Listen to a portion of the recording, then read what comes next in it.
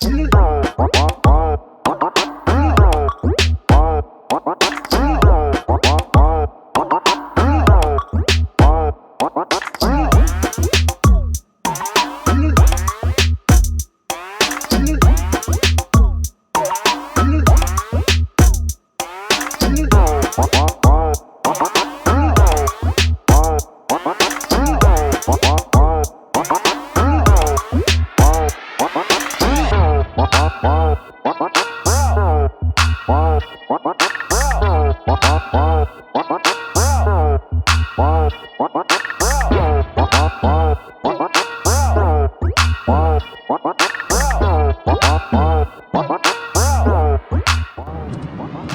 what's up, everybody? Good morning. This is Kurtis Hagen. It's the day after the first round of the NFL draft in 2022. I tried to post a Jets picks reaction video yesterday. However, the MP4 just didn't want to process correctly. It kept saying that the size was too big, but it wasn't. So glad I didn't anyway, because I thought the Jets were done, and I started celebrating a little early, and they went and made it a trade to get back into the first round to grab at the 26th spot to grab Jermaine Johnson, which was a big need at edge rush. I'm glad they did it. But to break down the picks, at number 4 overall, they grabbed Sauce Johnson. Many believe the best defensive back, best cornerback for sure in the draft. Didn't allow a touchdown in his college career. He says he doesn't know when the last time he allowed a touchdown at all. He's probably, I don't disagree. A lot of people said that there was some edge rushers that were there that they could have selected, and they could have drafted the cornerback in the 10th spot. But however, Sauce Johnson wouldn't have been there. He definitely would have been picked next. Even though the Giants went after them and they drafted they drafted a defensive end and an offensive lineman. The Giants have a need at cornerback as well. I think that he would have went right there.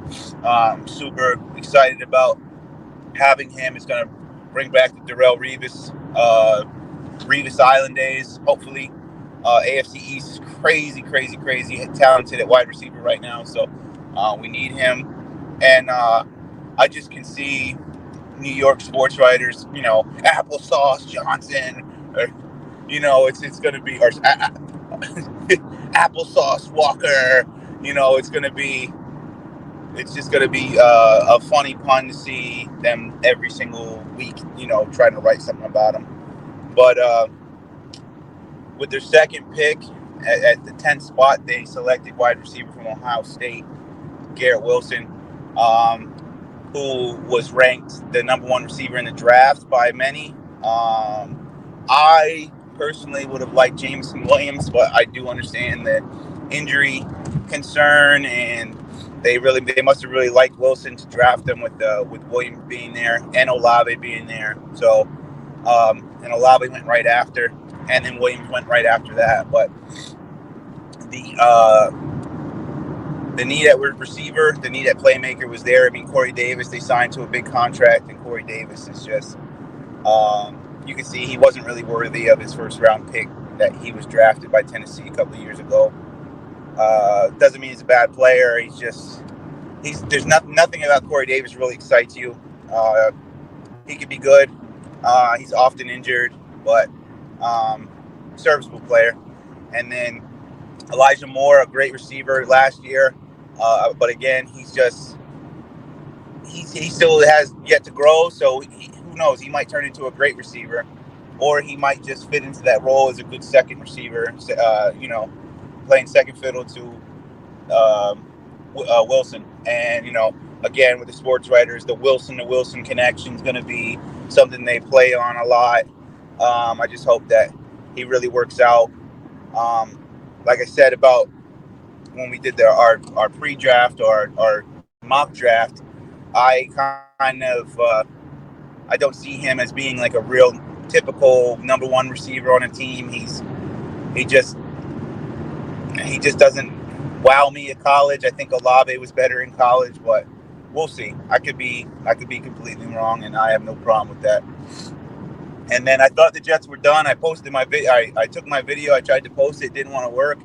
And perhaps that was a good thing. Maybe it was just telling me, God telling me that the Jets weren't done. So then they went and traded back up at the 26th spot and drafted Jermaine Johnson, defensive end out of Florida State. And to me, I really thought Jermaine Johnson was going to go top 15. It's crazy he slipped, but a few players slipped. Trayvon Walker slipped. So we don't know the implications with that, but all I heard is that he may have hit some parked cars or something like that the night before the draft. So I don't know if that's a DUI situation or what, but man, we'll talk about bad timing. But Jermaine Johnson, great defensive end. He's going to help create some pass rush on that defensive line with Williams. And the Jets defense is looking stacked. I was just saying yesterday, the Jets typically first round picks, they've been drafting a lot of defensive players.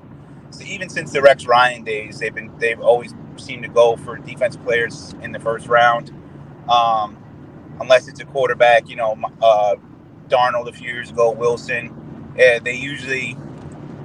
typically defensive oriented team. It's just the offense is just usually so pitiful. It's crazy that's always the issue with the Jets, is that they are a good defensive team, but the offense just is anemic and doesn't put up numbers, and the defense is just always on the field because the offense can't move the ball.